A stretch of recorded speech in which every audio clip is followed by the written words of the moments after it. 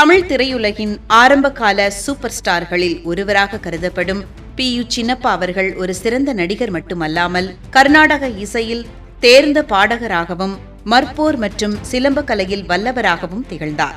பி.யு. சின்னப்பா அவர்கள் 1916வது வருடத்தில் மே மாதம் 5ஆம் தேதி பிறந்தார். 1951ஆம் ஆண்டு செப்டம்பர் மாதம் 23ஆம் தேதி இயற்கை எய்தினார். புதுக்கோட்டையில் பிறந்த பி.யு. சின்னப்பா அவர்களின் இயற்பெயர் சின்னசாமி.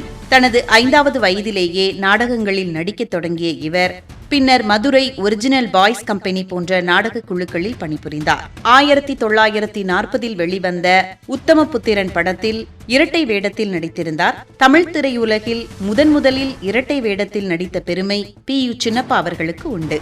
மங்கையர்க்கரசி படத்தில் 3 வேடங்களில் நடித்தார். ஒரே படத்தில் 10 வேடங்களில் நடித்த சாதனையும் இவருக்கு உண்டு. எம்.கே. தியாகராஜ பாகவதருக்கு போட்டியாக திரையுலகில் கொடிகட்டி பறந்தவர் பி.யு. சின்னப்பா அவர்கள்.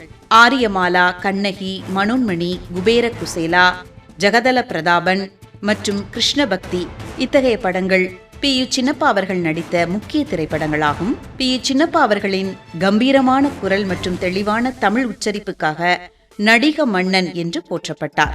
மற்போர் கலை தெரிந்ததால் தனது படங்களில் சண்டை காட்சிகளில் டூப் போடாமல் இவரே நடிப்பார்.